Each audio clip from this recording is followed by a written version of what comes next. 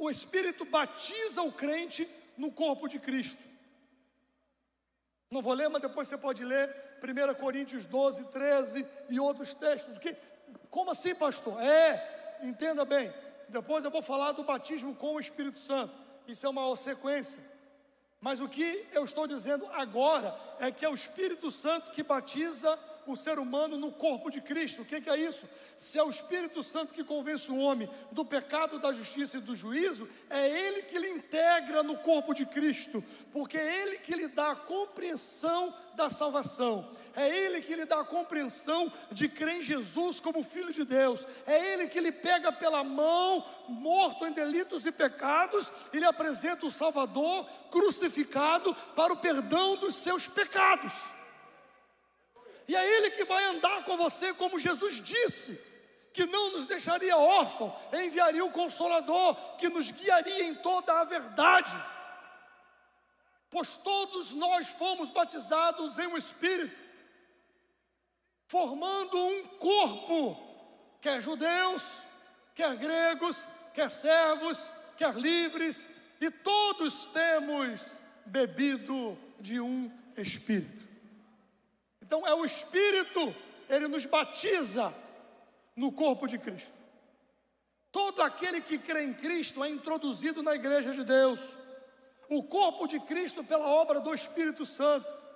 Nenhuma denominação, por maior ou menor que ela seja, nem um rito de passagem ou de confissão, ou seja lá o que for, lhe coloca na igreja de Deus. Somente o Espírito Santo tem essa competência de nos arrolar no corpo de Cristo, de nos colocar no corpo de Cristo mediante a fé, a confissão de fé. Então o Espírito Santo batiza o crente no corpo de Cristo, mas o Espírito Santo não te batiza nele mesmo. Daí vem a diferença, que em sexto lugar, o Espírito dá dons espirituais aos salvos. Mas o Espírito dá dons espirituais aos salvos, por quê? Nós acreditamos assim. Vamos lembrar da escola dominical, quem não está vindo, ou quem não veio na lição sobre os dons espirituais. Por quê? Porque se o Espírito Santo nos batiza no corpo de Cristo, nós nos tornamos membro da Igreja Universal de Cristo por uma ação do Espírito. Jesus, os salvos, Ele nos batiza no Espírito Santo, ou nos batiza com o Espírito Santo. O que esse termo significa? Ele pega o salvo e ele mergulha, ele está submergindo o salvo nas águas do Espírito. Jesus, ele pega o crente salvo, que já está selado com o Espírito Santo, e ele mergulha no Espírito Santo, ele batiza você no Espírito Santo, ele lhe dá, você se torna cheio do Espírito Santo, você recebe dons espirituais, você recebe força da parte de Deus, aí o Espírito começa a te dar dons. Você tem dom de variedade de língua, você tem dom de profecia, você tem dom de interpretação, você tem o dom da ciência, você tem o dom da sabedoria. Aí o Espírito Santo, no qual você está mergulhado, ele vai dando dons à igreja para a edificação do corpo de Cristo.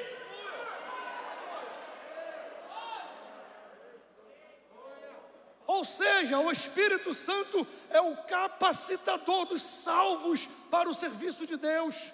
Ele concede dons diversos aos filhos de Deus, segundo a soberana vontade que há no próprio Deus.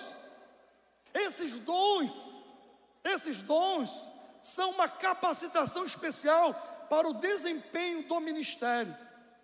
E aí, digo eu para vocês, como vosso pastor aqui nesta igreja, aqui nesta congregação, dons espirituais não são classificação de quem é mais santo ou menos santo, de quem é mais amado de Deus e quem é menos amado de Deus, de forma nenhuma.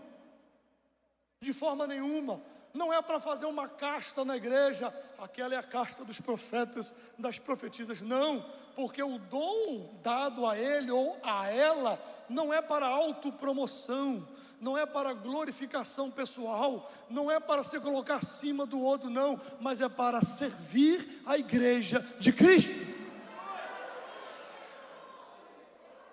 São dons dados para que o corpo de Cristo seja edificado.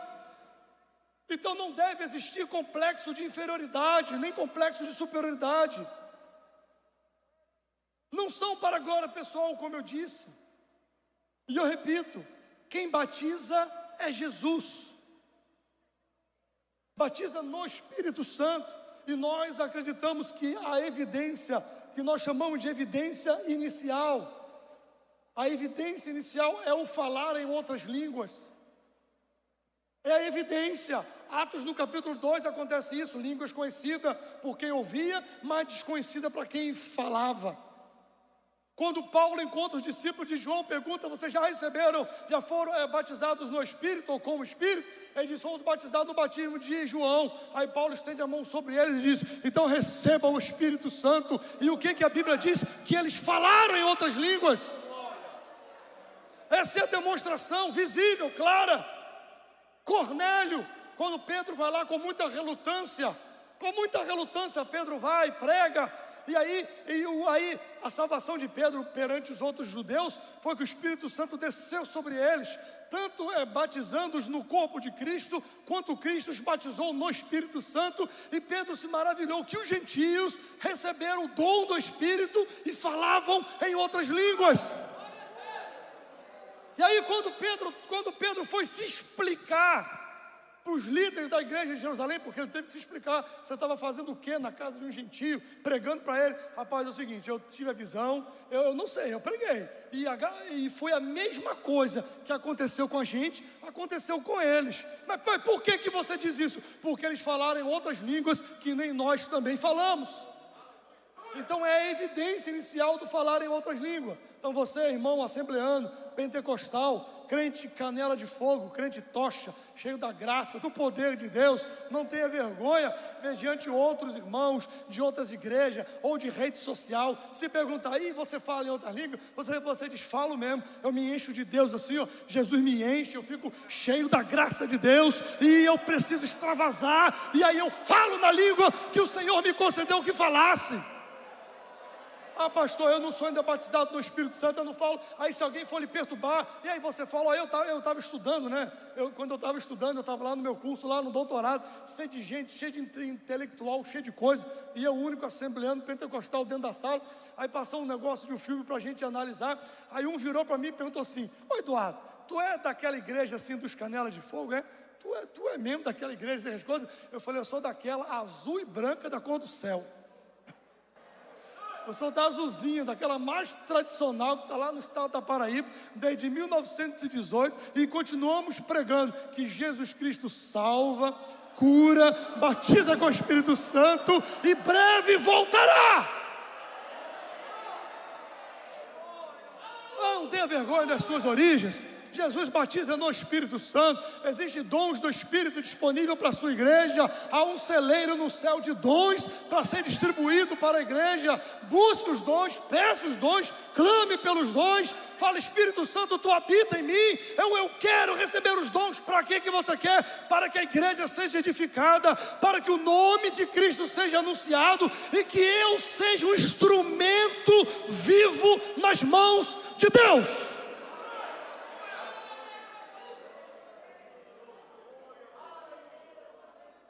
E exatamente aqui entra em sétimo lugar o Espírito Santo dentro das obras gloriosas. Ele dá poder aos santos para testemunhar, que é exatamente isso que eu estou dizendo.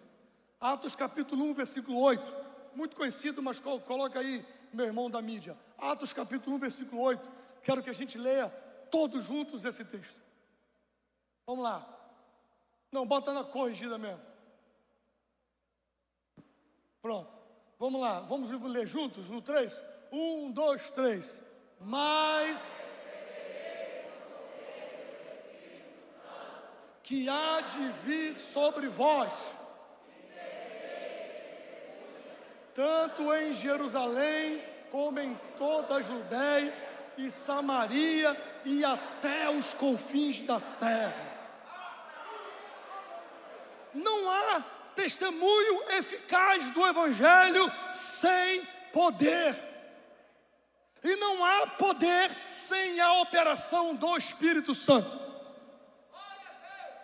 Jesus disse: vocês vão receber o poder quando o Espírito vir sobre vós, que é Jesus que manda, Jesus que batiza. Vocês vão receber o poder do Espírito Santo, do poder quando o Espírito vir sobre vós. Vocês vão receber. Para quê? Para fazer congresso o ano inteiro? Fazer o congresso dentro da igreja o ano inteiro? Da glória, da cambalhota, e fazer 20 profecias durante o culto e tal? Foi para isso? Não. Vocês vão receber poder para testemunhar, para falar, para contar das maravilhas de Deus, para invadir Jerusalém desse testemunho, para encher a Judeia, para encher a Samaria, para ir até os confins da terra, para chegar lá em João Pessoa, no Valentina, com poder e com a autoridade do céu.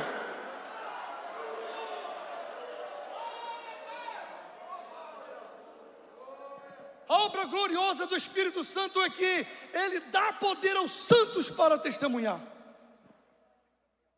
A obra de Deus não é feita na força do braço da carne, mas na virtude e no poder do Espírito Santo, diz Zacarias 4:6.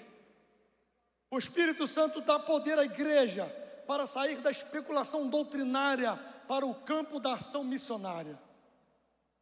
O Espírito Santo, ele move a igreja, ele empurra, ele tira você das discussões teóricas, filosóficas, e leva você fora. Ele te tira dessa dimensão ordinária, normal, e ele te leva para uma ação, para uma dimensão extraordinária, sobrenatural, além daquilo que você compreende. E ele usa por graça e bondade, e não por mérito próprio, mas ele se utiliza de nós, seres humanos, vasos de barro, frágeis, que quebra, às vezes na mão do oleiro, porque o valor não está na aparência, como um vidro de perfume bonito, não, mas o valor está dentro, está no conteúdo. São tesouros em vasos de barro. Você tem um tesouro dentro de você, é o Espírito Santo, é o Espírito Santo. Se você já foi regenerado, o Espírito Santo está dentro de você, e Jesus quer te batizar e te encher, e a dons do Espírito para a igreja de Cristo.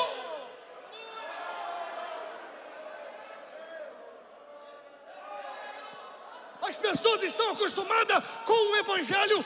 Passou-se 100 e tantos anos do início da nossa igreja, e parece que as pessoas estão se acostumando com um evangelho fraco, peba, um evangelho sem sentido, um evangelho de enrolação, de encheção de linguiça, um evangelho de promoção, um evangelho de eventos, um evangelho de atividades qualquer, de entretenimento. Essa palavra que eu estava procurando. As pessoas estão entediadas. Aí você tem um monte de púlpito aí, que em vez de ter um profeta ou uma profetisa, tem um animador de auditório, tem um Silvio Santos, tem um Raul Gil. Quem quer dinheiro? Quem quer isso? Levanta a mão e vai para cá, e olha para o lado, e levanta, e senta, e faz isso. Rapaz, o Espírito Santo de Deus está dentro de você. O Espírito age na igreja, o poder de Deus age na igreja, a palavra de Deus age na igreja. Ragamayo, chorogobianda, yorogomo.